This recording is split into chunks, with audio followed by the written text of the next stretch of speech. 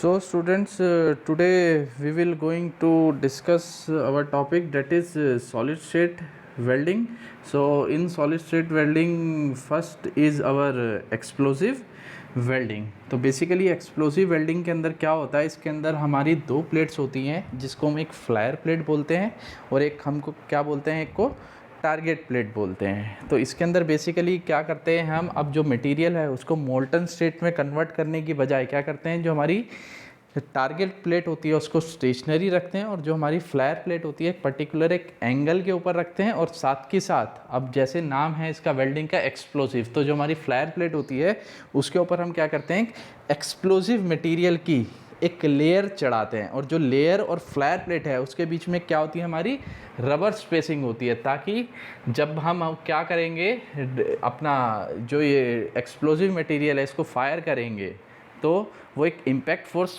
Provide कराएगा किसके ऊपर, फ्लायर प्लेट के ऊपर, जिसकी वजह से उसकी शेप क्या हो सकती है, डिस्ट्रॉयड हो सकती है। तो उसको बचाने के लिए हम क्या लगाते हैं, यहाँ पर एक रबर स्पेसिंग यूज़ करते हैं।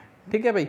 तो बेसिकली इसके अंदर क्या होता है, for joining of high thickness objects surface to surface this technique can be use. तो बेसिकली जो हमारी एक्सप्लोसिव वेल्डिंग होती है वो किसके लिए यूज़ होती है, for higher thickness two objects which are to be welded, one will be fixed and other is movable. तो एक क्या होता है, हमारा जो टारगेट प्लेट होती है वो फिक्स होती है और जो फ्लायर प्लेट होती है वो क्या करती है, हमारी मूव करती है।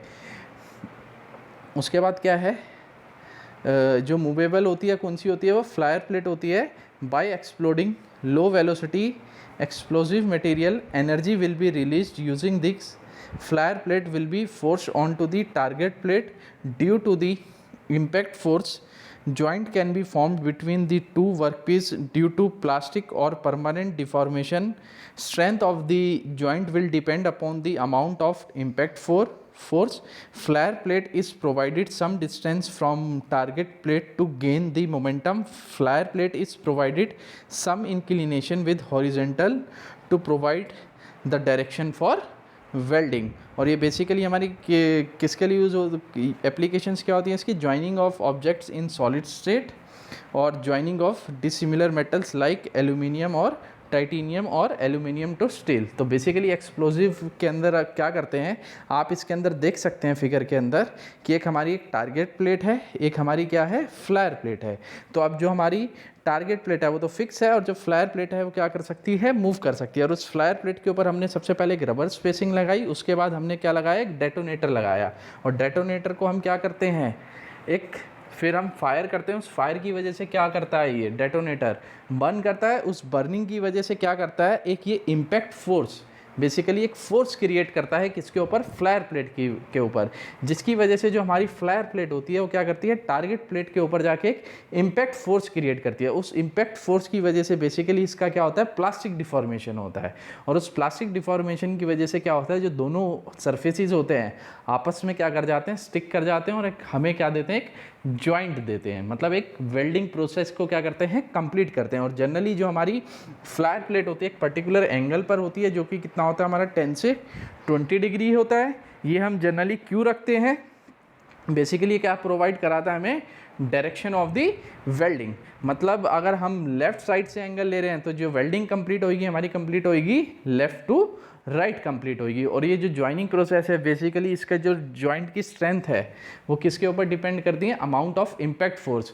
मतलब जितना ज़्यादा अमाउंट ऑफ डेटोनेटर होगा उतना अमाउंट ऑफ हमारा क्या होगा, इम्पैक्ट फोर्स क्रिएट होगा। अब ये नहीं है कि हम ज़्यादा स्ट्रेंथ, मतलब ज़्यादा इम्पैक्ट फोर्स के लिए क्या करें, ज़्यादा डेटोनेटर लगा दें। जो ज़्यादा डेटोनेटर होगा वो क्या कर सकता है, जो वर्क पीस है हमारा उसको क्या कर सकता है, वो डिस्ट्रॉयड या उसको ब्रेक भी कर सकता है। तो एक अमाउंट हमें क्या करना पड़ता है, डेटोनेटर का यहाँ पर लिमिट करना पड़ता है। तो ये थी हमारी एक्सप्लोसिव वेल्डिंग।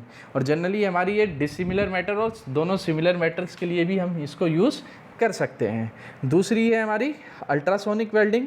तो अल्ट्रासोनिक वेल्डिंग के अंदर हमारा क्या होता है, एक ट्रांसड्यूसर होता है जिसके अंदर हम क्या करते हैं, एक वर्क जो जिन दो पीसीस को वेल्ड करना है, एक पीस को स्टेशनरी करते हैं और एक पीस को हम ट्रांसड्यूसर से कनेक्ट करते हैं। जैसे ही हम इलेक्ट्रिकल एनर्जी या हाई फ्रिक्वेंसी उसको ट्रांसड्यूसर को रेंज देते हैं तो ट्रांसड्यूसर क्या करता है कि उसको to and fro motion provide कराता है मूवेबल पार्ट को, जिसकी वजह से क्या होता है, वो एक रिलेटिव मोशन क्रिएट होता है दोनों सरफेसिस के बीच में। मतलब एक सरफेस जो नीचे वाला बॉटम वाला पार्ट है इसके अंदर आप देख रहे हैं सेकंड, वो क्या है हमारा फिक्स है, और जो फर्स्ट वाला है वो क्या कर रहा है, मूव कर रहा है। तो जिसकी वजह से क्या होगा, एक फ्रिक्शन क्रिएट होगा, उस फ्रिक्शन से क्या होगी, हमारी हीट जनरेट होगी। यार ऊपर देख सकते हैं कि एक हमने एक W वेट लगा रखा है कंटिन्यूसली, तो क्या करेगा वो W अमाउंट ऑफ फोर्स क्या करेगा, एक हमें एक प्रेशर देगा, जिसकी वजह से लोकलाइज हमारी क्या हो जाएगी, एक ज्वाइनिंग या वेल्डिंग प्रोसेस क्या हो जाएगा, हमारा कंप्लीट हो जाएगा। तो ये एप्लीकेशन थी हमारी किसकी, अल्ट्रासोनिक वेल्डिंग की। और बेसिकली अल्ट्रासोनिक वेल्डिंग की एप्लीकेशंस क्या है, fabrication of dioxide and triodes in electronic industry के अंदर हम इसको यूज़ करते हैं। दूसरा हमारा नेक्स्ट हमारा जो है वो है फ्रिक्शन वेल्डिंग। फ्रिक्शन वेल्डिंग के अंदर सेम है आपका जैसे हमारा अल्ट्रासोनिक है, बस अल्ट्रासोनिक के अंदर हम क्या कर रहे हैं कि लीनियर मोशन प्रोवाइड कर रहे हैं। इसके अंदर क्या कर रहे हैं, जब हमें बार्स वगैरह को, सर्कुलर रॉड्स को आपस में ज्वाइन करना होता है तब हम फ्रिक्शन वेल्डिंग यूज़ करते हैं। तो आप फिगर के अंदर देख सकते हैं कि एक आप जो दो पार्ट्स हैं, एक को स्टेशनरी कर रहे हैं और एक को रोटेट करा रहे हैं, और रोटेशन के साथ साथ उसको क्या कर रहे हैं, जो स्टेशनरी पार्ट है उसकी तरफ लेके आ रहे हैं। जैसे ही वो स्टेशनरी के कांटेक्ट में आएगा तो फ्रिक्शन क्रिएट होगा, उस फ्रिक्शन की वजह से क्या होगी, हीट जनरेट होगी, और by the applying of external force क्या होगा, एक हमारा लोकलाइज एक जॉइंट क्या हो जाएगा, फॉर्म हो जाएगा, और बोल सकते हैं कि हमारी वेल्डिंग जो होगी क्या हो जाएगी, वो कंप्लीट हो जाएगी। ठीक है, तो बेसिकली हम किस लिए यूज़ करते हैं, for axle and hubs, pipes and walls, drill bit and shanks. और जो हमारा नेक्स्ट है हमारा फोर्ज वेल्डिंग। फोर्ज वेल्डिंग के अंदर बेसिकली हम क्या करते हैं, इसके अंदर it is similar to the blacksmith forging operation. Work piece will be heated by provide inside forge by applying external hammering force. It will be deformed into the required shape and size and the end of the object by applying hammering force joint will be form. तो basically क्या करते हैं, जैसे हमने forging के अंदर पढ़ा था कि वर्क पीस को हम हीट करते हैं, हीट करने के बाद हम क्या करते हैं, उसको हैमरिंग एक्शन से रिक्वायर्ड शेप में कन्वर्ट करते हैं। तो इसके अंदर भी यही होता है, बस एडिशनल इसके अंदर क्या होता है, जिन एंड्स को हमें ज्वाइंट करना होता है उनको हिटअप करके फिर by the action of hammering दोनों के जो सरफेसेस होते हैं उनको क्या कराते हैं, बेसिकली हम इसके अंदर डिफ्यूज़ कराते हैं। तो और इसकी एक डिसएडवांटेज क्या होती है, इसके अंदर जो हमारी स्केल फॉर्मेशन होती है, स्केल फॉर्मेशन मतलब ऑक्साइड की फॉर्मेशन होती है जिसको हम ओवरकम करते हैं किसके उससे, by providing the flux metal. Flux क्या करता है, बेसिकली उसको एक शील्डिंग एटमॉस्फेयर क्या करता है, प्रोवाइड कराता है, ताकि जो हमारी एक्यूरेसी है वो हमारी मेंटेन रहे, लेकिन तब भी इसमें ओवरऑल जो एक्यूरेसी और हमारी जो स्ट्रेंथ होती है वो क्या होती है, हमारी लेस होती है। ठीक है भाई। उसके बाद आती है हमारी diffusion forging for joining of dissimilar metals. This technique can be used two workpiece which are to be welded will be placed in intimate contact by applying pressure and heat at a slow rate at a contact of two surfaces. Grain will be diffused at each other by means of pure diffusion process to minimize oxide formation. This process will be carried out under vacuum or inert gas will be supplied. Strength of joint is the more। और ये basically हम किसके लिए use करते हैं, composite laminates और हमारा joining of metal to non metals like aluminium to ceramic. तो बेसिकली डिफ्यूजन वेल्डिंग के अंदर क्या करते हैं, जिन दो वर्क पीसेस को हमें क्या करना होता है, ज्वाइन करना होता है, तो उनको क्या करते हैं, एक हीट प्रोवाइड करते हैं। और वो जो हीट है हम के लाइक हम फर्नेस से भी इसको प्रोवाइड कर सकते हैं।